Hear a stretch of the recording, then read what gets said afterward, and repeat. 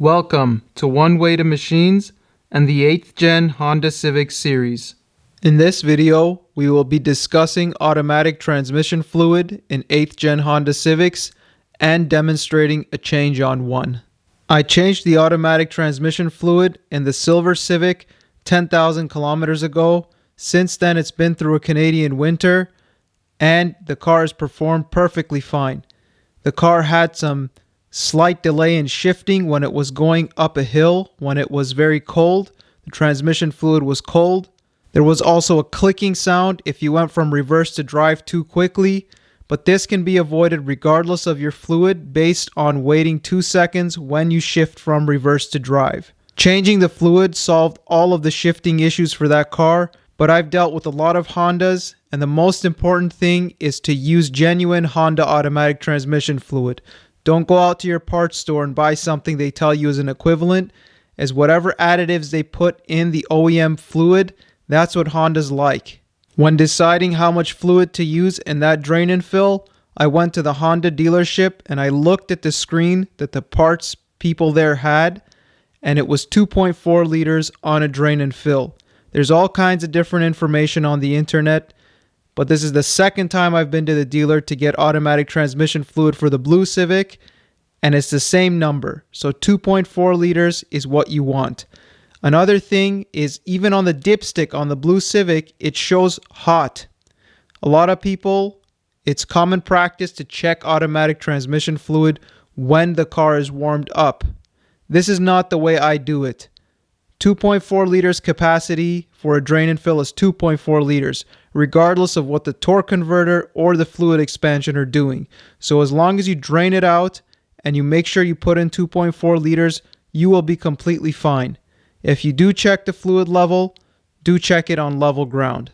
We will also be doing another round of ATF fluid drain and fill on the silver Honda Civic to see how bad the fluid that stays in the torque converter really is once it circulates and comes back out. And we will report on that in the next video. This blue Civic has currently been sitting on level ground in the garage for about 2 days now, and I checked the transmission fluid. It's quite dark. This car does not have any mishaps in shifting. It's got 142,000 kilometers and it's on the original fluid most likely. So when you take out the dipstick on this one, the fluid is dark, but it's right at the top of the cross hatching when it's completely cold. The dipstick says hot. I'll pull it out and show you. But at this level, it's been fine its whole life. And this car has been in the family its whole life. So it's not something that I'm just telling you based on the fact that this is a used car I'm working on. Alright, I finally got the camera to zoom in on this. Look at that fluid marking there. It says hot on the dipstick, and it's at the top when the car is completely cold. This car has never had any issues. For this transmission fluid change, you will need a floor jack that's properly weighted, and between 2 to 4 jack stands based on how you decide to raise the car. A pair of foam mats, interlocking foam mats, doesn't hurt for the times when you have to kneel down on the ground. You also want 4 bricks to chock the wheels that are on the ground, regardless of the way you jack the car for this job. You want an oil drain pan that has a capacity of at least 3 liters. You'll also want a rag for cleaning up your funnels and other things during the job. You need a long funnel, skinny funnel when you go to fill your fluid, because you're going to fill it through the transmission dipstick hole. And to get there, you can't get in there with a short conventional funnel. This one worked on the other car, so it'll work here now. 11 inches is the size of this one. In terms of cracking the actual drain plug, you can use just a 3/8 ratchet because it's a female square end that you're just going to crack loose. When I went to do it on the other Civic, it was very tight, and I know that that one was factory fluid because I've owned that car since it was brand new. The drain plug was so tight that I had to use a cheater bar like the one you see there. It's just a piece of an end of scaffolding, and it bent that 3/8 ratchet to the point where the gears were almost about to break inside of it. So what I use now is just a 1/2 inch ratchet with a reducer from 1/2 inch to 3/8 to do that job. But you will be fine with the 3/8 most likely. You'll want 3 liters of ATF DW1 from the dealer. That bottle at the back is from the last change on the other car because you're only going to use 400 milliliters out of it, so there's enough for the change on this one. I only purchased 2 liters, but if it's your first time, you'll want to get 3 liters, and make sure that your fill amount is only 2.4 liters per vehicle. At the bottom middle of your screen is the drain plug washer. You'll want to get this from the dealer. There's no part number on it. It is not the same drain plug washers that are used for the oil on Hondas. Here's a Honda oil filter with a drain plug washer from the dealer. And here's the transmission fluid one so that you can see the difference, in case the person at the parts desk gives you the wrong part. And believe it or not, people at dealers' parts desks do make mistakes as well. If you choose to do this job conventionally, you can lift the car from the front jacking point and place jack stands and work with the car front raised. I do it a different way. I raise only the driver's side and I chock the wheels on the passenger side because the drain plug on the car for the transmission fluid is pointing this way. With the car lifted like this, you're going to have quicker flow for it all to come out. For specific instructions on how to lift this car, you can watch the brake pad change and the oil change videos for this vehicle that are available on the channel. If you decide to do the side lift, you can place your jack anywhere along that rail where the jacking points on the car are. The car can be lifted from anywhere there. So place the floor jack a little bit further in from the actual spot where your jack stand goes so that your jack stand can clear it. Lift the car, drop it on the jack stand, do the same thing at the back. You can place your jack stands by just lifting it in one point. Once you've gently lowered the car onto 2 jack stands, you can place as many as you want down the frame rail there and chock the wheels on the other side. Those 3 center jack stands are just there as fail-safes. They are not actually holding the car. The side lift method should only be used if the vehicle is on level ground. If you have an unlevel place, do not do it this way. Lift the car from the front and have just the front 2 wheels in the air and chock the rear wheels of the car. It'll be much safer that way in those cases. Here is the front emblem of the car. We're going to go straight down. Right here is the front cross member. This vehicle doesn't have plastics on because I'm doing some body work, but on the plastic undershield that goes here, there's an arrow pointing here, and this is the lifting point. The transmission drain is very close here, so we'll keep that in frame. Right here, behind this little shield, is the drain plug. So I'm going to curl inside. You see right behind that shield is that 3/8 square female end bolt.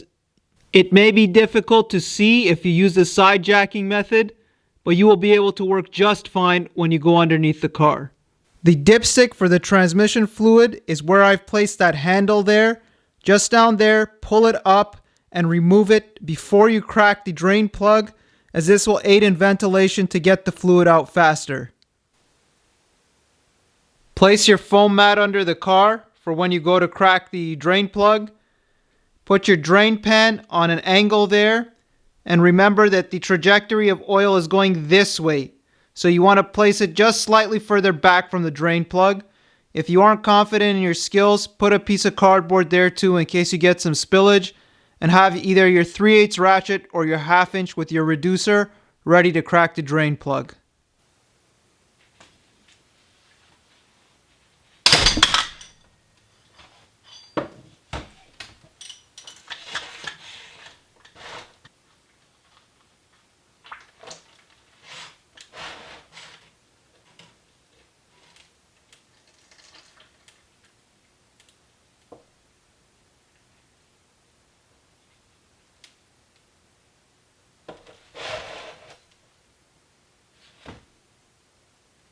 So I ended up using a smaller drain pan. Even with the 1/2 inch ratchet this time, I still used the extender to break it loose. That drain plug was on there really tight, meaning that this was probably from the factory. So don't be surprised if it's really tight. There's a better look for those of you still having trouble trying to reference where the drain plug is. The entire silver piece that you see in front of you on your screen is a transmission. The drain plug is located towards the front of the car. So with the side method, you will get more fluid out, as when the car's tilted up, all that fluid is going to be towards the back of the transmission. This is the back of the transmission. The torque converter on this car is pointing this way to where the engine is. So that'll still keep its fluid. This will just make things a little bit faster.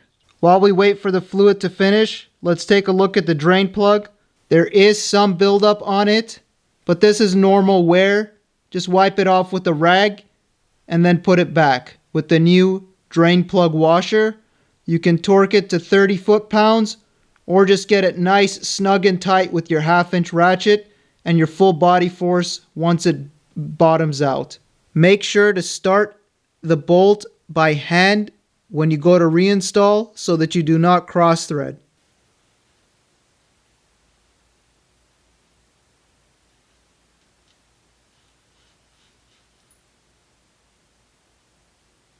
There was quite a bit of dark grime on there. Make sure you remove the old drain plug washer so that you don't have a double washer situation when you go to put it back. It does not matter which way you put the drain plug washer on. It isn't a bad idea to spray down the drain plug with some brake cleaner and also the mating surface where the drain plug mates to the transmission. Make sure that's free of grime.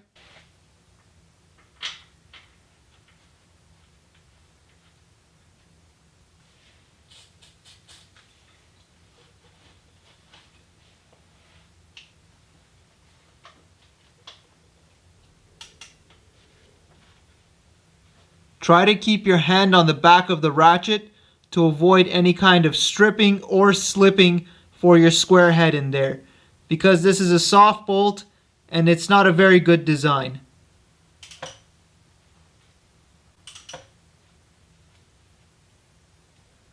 Here's the fluid that came out. Don't mind the small leaf and the little bit of discoloration in the corner from the few drops of brake cleaner. This fluid is quite dark. It's under direct light right now. One thing about automotive fluids, dark doesn't always mean bad. Fluids need a proper oil analysis to tell you what their condition is. Color only tells part of the story, but it's a good thing that we're changing the fluid on this car. You can go ahead and lower the car at this point.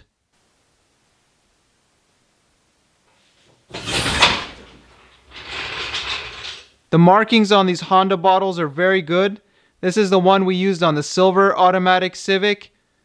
So it starts off at 1,000 milliliters. It's down to 600 because we used 400 of it in that car. And now we're going to drop it from 600 to 200 in this one. And we are going to put the other two full bottles inside. If you were to drop this funnel all the way in, the actual cavity for the transmission may be odd. The way it sits though, it's using part of the battery tray and the airbox lid in order to hold itself there. This is actually even better because it leaves a small gap for ventilation in between where the fluid goes down and the actual fill hole, aiding in quicker fluid going down the funnel into the transmission.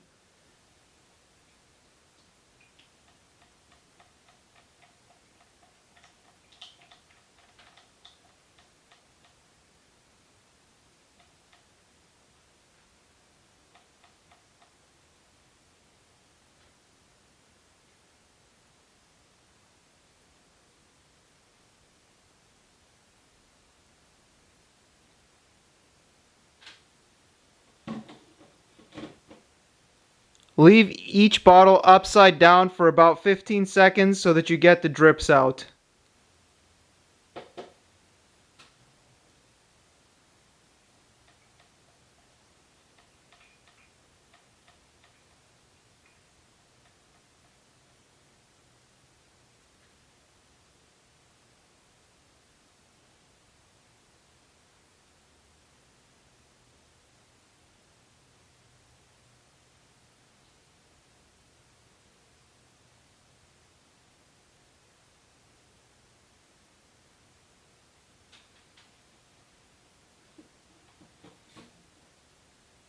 When it comes time to do the final bottle, pour some in, take it back to your level table, and check the level. Do this a few times so that you don't over or underfill, and you have the exact 400 milliliters that comes out of this bottle.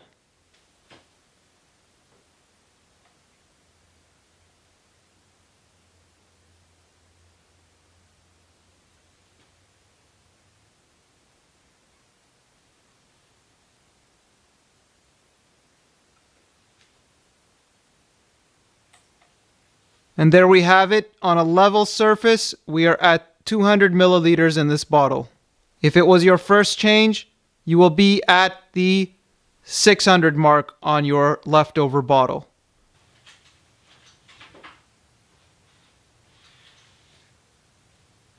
The fluid level is slightly lower than we started, but the fluid level will expand. We've put 2.4 liters in. We're going to be just fine. This is one method of doing it, and I've had success with it in Civics in the past. I will do a future update video with the blue Civic and the silver one as we keep doing more and more transmission fluid swaps on Honda Civics. So stay tuned to the channel. Do not be concerned with some slight variation on the dipstick from before, if it's a little bit higher or a little bit lower. As long as you put in 2.4 liters, you're going to be fine.